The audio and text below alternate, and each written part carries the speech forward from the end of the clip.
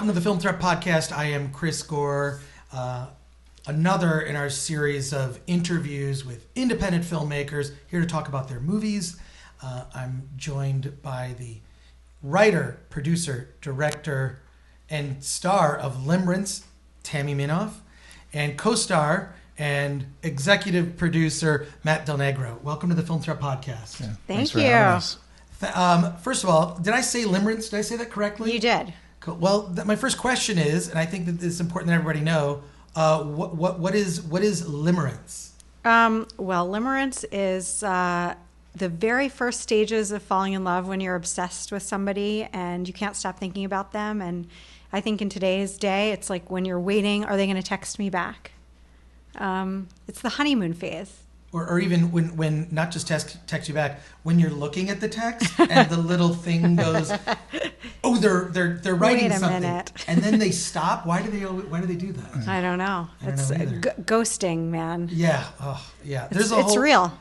There's a whole terminology now to like dating that I'm glad I don't know. Yeah. No. Likewise. It's complicated. Yeah. Yes, it is. It's funny, that little moment in the film and all of the screenings that I've been with, a crowd, it's gotten a big laugh. Seeing the dots. Yes. While my character's waiting to see if she's gonna write back, and then they go away. It always gets a laugh. We've all been there. Yeah. But you, you took on every job you could possibly take on. Directing, you're in front of the camera, producing, writing. I mean, how do you juggle that? We were talking before about knowing all the different jobs on set. Yeah. How do you play that juggling game? I think that, look, my brain works in kind of a funny way in that I can be in two places at once. But when you're making a movie that's this size, because it's a small movie, a lot of it had to do with like the people that we had around us, and everybody was it was all hands on deck all the time. Maybe some just too much sometimes, right. But like we were really worked like as a team to make it happen. And I don't know, I guess going back and forth between being in front of the camera and behind the camera didn't feel that strange to me. It actually in a lot of ways had some advantages, but I guess it's a lot of things to do at once. The other thing I would say, because somebody asked this recently, and Tammy said, well, it's just, how my brain works. I don't know how to answer that question. One of the things I was thinking was she had so much time with this story, originally doing it as a play. That's a good point. Then rewriting it as a screenplay. Then I got involved and we worked together writing. Yeah. By the time we shot the thing, it was like you had been with this story and these characters for how long? For, years. I mean, it wasn't like I was sitting there being like, what is Rosemary? It wasn't like you could bring up we're going to shoot, scene 8, and she might not know it's called scene 8, but as soon as you say, the whatever, you give the setting or what happens, she immediately knows what it is. What we're doing. So, it's true. As actors, does it give you a distinct advantage to really know filmmaking? Because I feel like there are like two types of actors. There's the actors that act and that's all that they do. And then there's actors that understand the craft. Does this give you a distinct advantage in working on your projects? I mean, I hope so. I think for me, like because I started as an actor and I was always super interested in what you're talking about in filmmaking, and I was that person on a set who was like standing behind the director and trying to like see how everything was happening and that was my film school, was basically being on set. And I think that it does give you an advantage. I think the more you know about how it all works and what jobs are, how everyone's job and what they're doing is, I think it can only make you a better actor. And certainly like when you're directing, the more you have that understanding, you can have these good conversations with people and enlist people to really like help you bring your vision to life. I also think that, it's very funny though. It's reminding me of like, there was a day where I don't know what was happening, but like people were like, actors were like having a little bit of fun on the other side. And we were kind of, do you remember what I'm talking about? When we're like, you're like going, oh, like, is this what we're like on the other side of the camera? You know, because like actors are goofing around, and you know, it's a very funny thing to like be able to see, you know, that side of it, and of course, like everyone around them is working and no one's paying attention to that, and so it's that funny, different kind of energy that I think happens. Yeah. I would say it could work both ways. Yeah. You know, knowing what goes on behind the scenes and kind of knowing what everybody's doing, it can be an asset. And then there's also times when I feel like you could be too aware of how to work a camera, and you could be bullshitting because you know, if you're technically doing things that are opening you up to the camera, you could sometimes see actors that they're performing a bit too much, and sometimes you see someone who's very raw and maybe doesn't know anything, and luckily they have a director that's good enough to get in there and get their performance, but there's no performance to it. It's very raw. You know? Well, Matt, your character's name is Tom Goodlookingston. Did I get that right? Like that? Like that's his name. Yeah, that's his name. It's the last Stone. The third. Good-looking Stone. If you're on the Flintstones, it would be. But your role is, I mean, obviously you're not just on camera, but executive producer. Executive producer, traditionally, as I have understood that term, normally the person that puts the money together. But like, I did not put the money together. You did not put the money together. It's so. So what were your producerial roles? The producerial role, really, the reason that title was even on the table, I think, was because we were workshopping the script. Mm-hmm. So I think Matt was a creative producer, really. Yeah. That's how I look at it. My involvement with the script at a certain point. But now, mind you, it had been a play. It was already a screenplay. So Tammy created it. I think I came in and helped, particularly with my own character. I feel like we worked a lot on that, but then it ended up bleeding into a lot of the script, and we just had a very, really a great collaboration. That was fun. Kind of, because we would fight over things. I mean, there were things where I would not agree, and then I would try to pitch her or convince her in some way, and then there were a lot of times where we did see it together, and she was very open to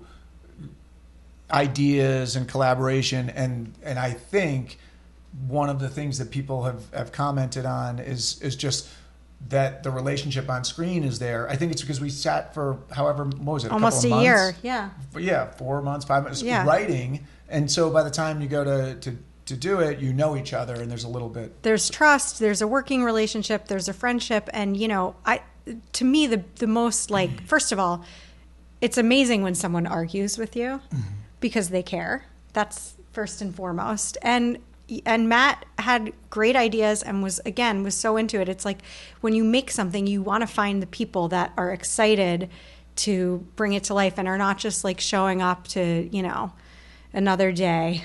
Right.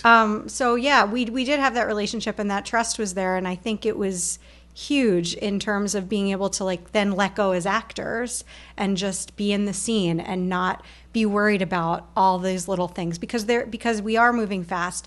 There was so much to do. I had a lot of hats on, and so when we were able to like just be in the scenes, I don't know, for me it was I think a lot why it went well. And we also were there, you know, we were having a good time. I think it's important to have fun. I know that sounds like so sort of basic, but I don't know.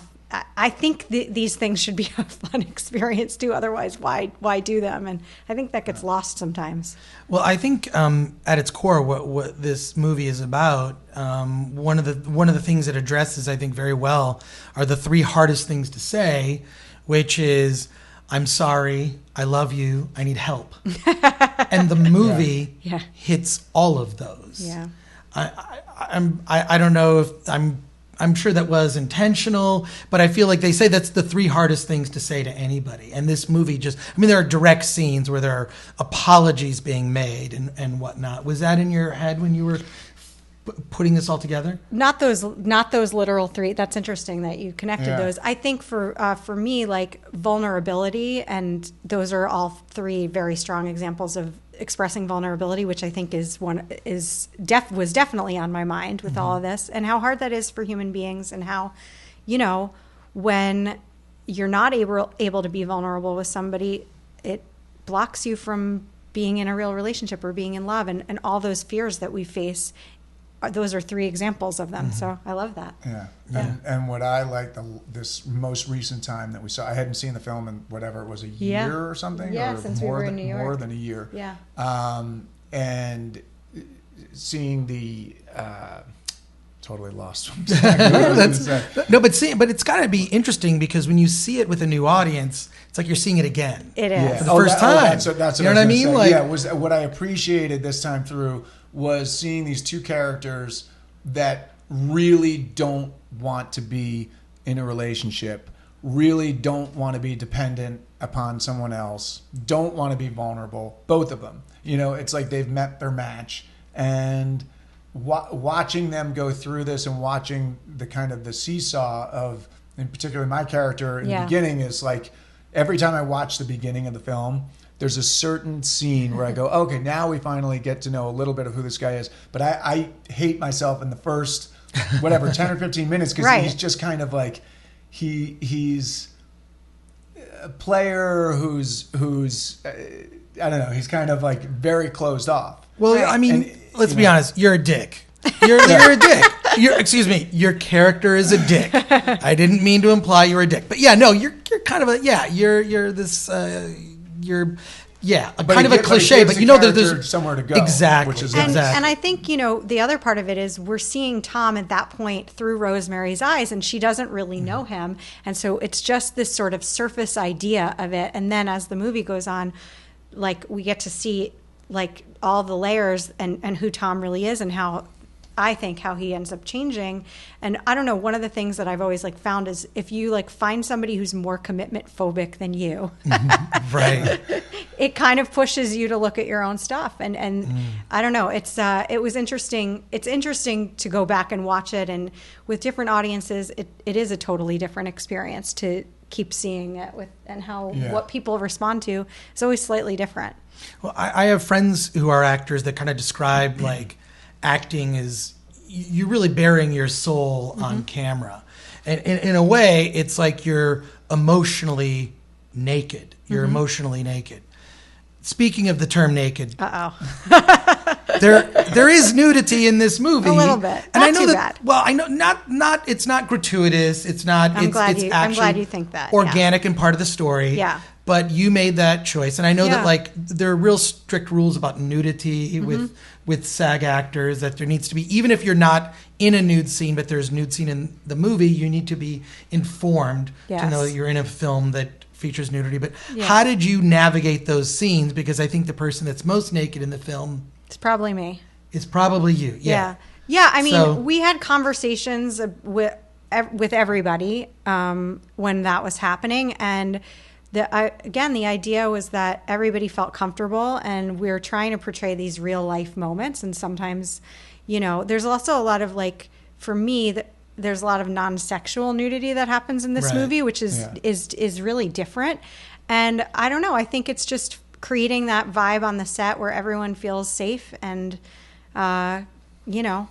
they trusted me. I guess it's with myself, I got into lots of fights with myself. No, I was fine with it. I'm not, nudity is not that big of an issue to me personally, but, certainly everybody has their boundaries and what they felt was right. And again, we had those conversations. I remember having them with the actor who plays Leo, Billy, and, he has to show his butt. And I was like, are you cool with this? This is what it's going to be. This is what it's going to look like. And with Jennifer, same thing. She got to see the monitor, and she got to see that footage before we finished cutting the movie, because you want everyone to be happy, and those are sensitive. It's sensitive for people. Yeah, and there were no butt models. There were no butt models. No butt models. Okay, good. It wasn't that high budget of a movie. Sometimes that's the case. Sometimes that is the case. But I think that we're just very uptight. I think as Americans are very uptight about nudity. I don't know that it's I do like the way that it's played in the film. I mean, they're in a jacuzzi, and they're just it's just well, this is how you do it. You go into That's what I think is it's interesting to hear that question, because I don't particularly think of it as there was so much. Yeah, there wasn't a lot of nudity in that scene. It's you see people getting in, you see Yeah, we shoot around all of it mostly. Yeah, we kind of shot around it, except, there's one shot of Billy blocking the shot, which is kind of for comic effect. Right. There's a scene later with Jen where she goes back, and that's kind of a character development. So I feel like it's all in service of the story. Right. So as an actor, you feel like if it's something that's in service of the story, I don't know. I don't mind it. I mean, I'm not like dying to go do like, full frontal nudity. Right. But like if something catches my butt, it's like, right. I don't know. I think it's made to be a kind of a bigger deal sometimes than it is. Well, that's my own. But I think it's also up to everybody to decide, and once they agree, then cool. Well, I appreciate just because like like in some movies they're so cheap. They're like they've just had sex and everyone has the sheet. I've gotten asked about this actually. There's and I don't know if you noticed it, but there's something that I noticed. Yeah, everybody noticed. Yeah, my one for boob. sure. Yeah, but there's one little thing with Tammy and it's not covered up, and it's kind of great because it's just like hopefully it makes it feel real. That's the point. That's what it felt. Although it could be bad if people are thinking right. You see the scene with the nipple, the nipple. That's what made it feel more real, and I think that independent films do that. Right? Yeah. You're not getting studio notes. This is your indie films. You can make it more real. I feel about nudity in movies the same way I feel about pizza. There's no bad pizza, right? Although I will say, there can be bad nudity. I would say that the film that probably had the worst nudity, Schindler's List. Oh my gosh. Was not great nudity in the film Schindler's List. So, okay, well, not to bring down the conversation, but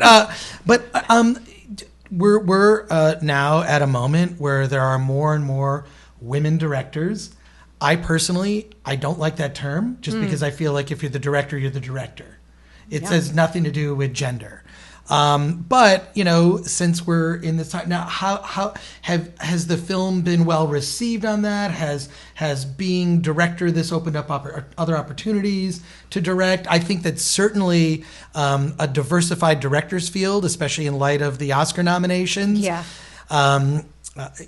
is a positive thing. I've just never liked that. They split the acting categories by gender, but they don't do best female cinematographer. Right. Best female sound mixer. They don't do that. They do it in acting. I guess it makes sense in acting, but I just want to get your thoughts on what's happening in the industry, and then more and more women are being encouraged to step into the director's chair. I think it's, look, I think we've come a long way and we have a long way to go. I think that it's really, it's exciting that I got to direct at this time, like while this is happening, because it feels so like this is the time. I certainly hope it continues to like create more opportunities for myself and others. And I think the tides are changing. It feels that way, but look, these systems have been in place for a really long time, and it's going to take everybody, not just women, but men and women, to change this. And I think you make a good point, like to be like, oh, female director.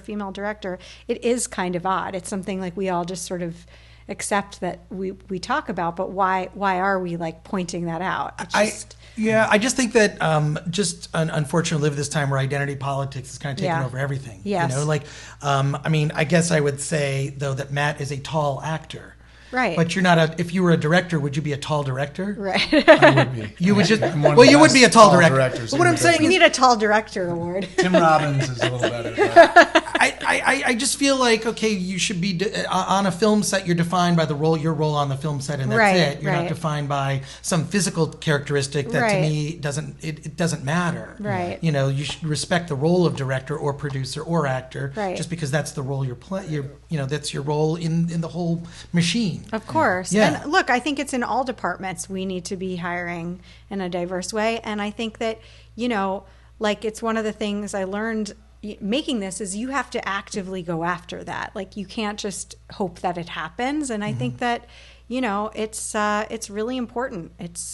It's the way that more stories are told. That's the other thing. And speaking of cinematographers, Chloe Weaver, who shot this film, who was incredible. She's amazing. She, just having another female in that position, I think it helped our story. In this particular story, I think it actually lent a like a credence to the whole story. I think a lot of female audience members commented on like, oh, this is a romantic comedy that's told that the female lead is a player too. I mean, at one point, what's the line that you say to Billy on your walk in the woods? Or in the hills, hike where I say, you got to sleep with them as quickly as possible before they do something that completely ruins it and you're not attracted to them anymore. So for a female character to say that, the female lead to say that is kind of refreshing, and some people in different screenings have commented on that like, oh, that's kind of nice to see that it's,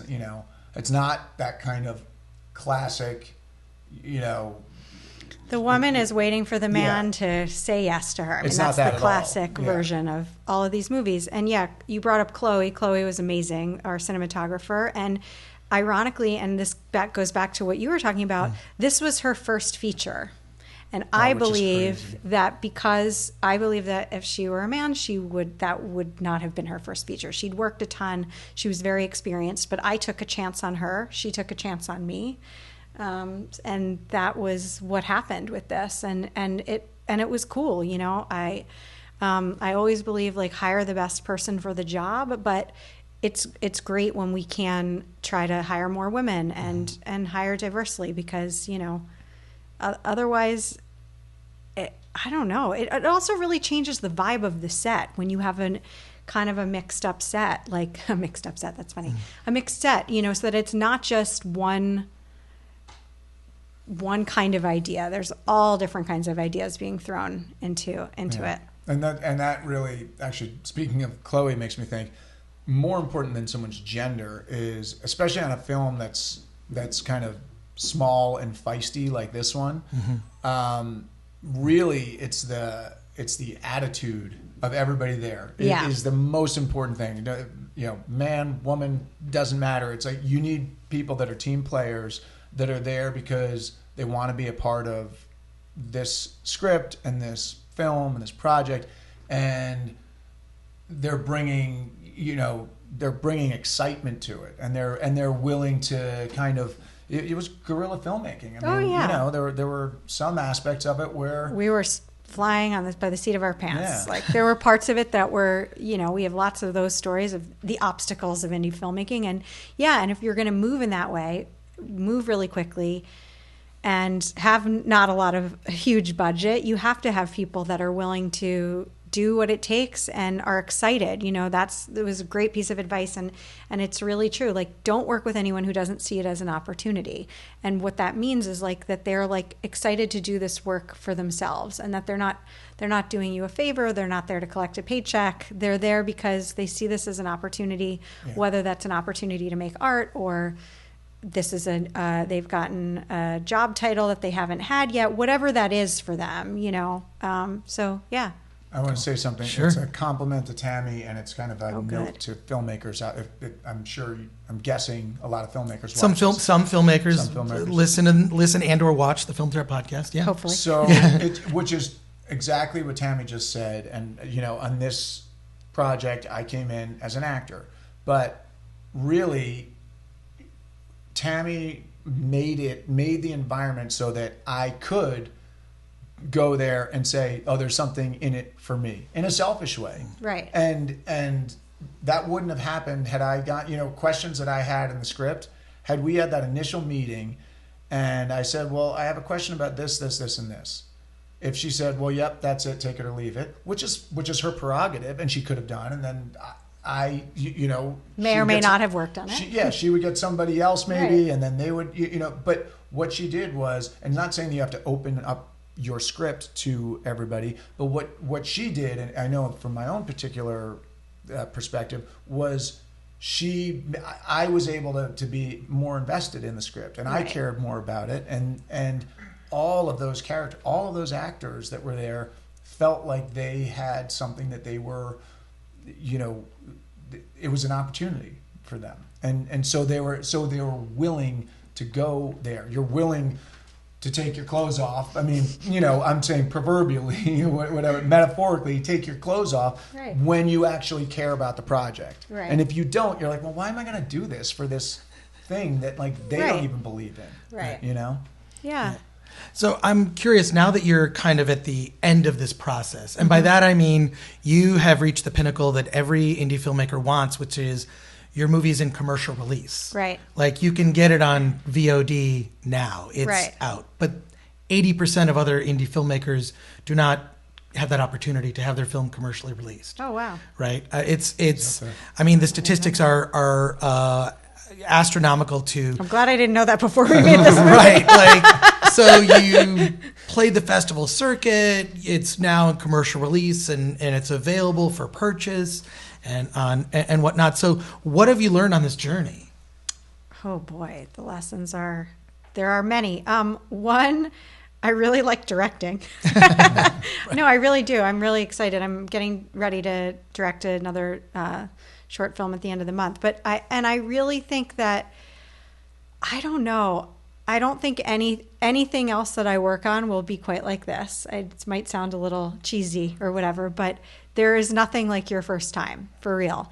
And there's a specialness and an amazing thing that happened. I feel so close to all the actors on this. Some of them I knew before this. Some of them, like Jennifer LaFleur, who plays May, she came and auditioned for this movie, and I fell in love with her as an actress and is now a good friend. And there's just a really, like, I just want to work with these people again and again and again. I'd happily come and do anything on any of their sets if they ever are making something themselves. I think it's good to pay it forward, and I hope that I get to make another one, because a lot that's another thing that happens with female filmmakers.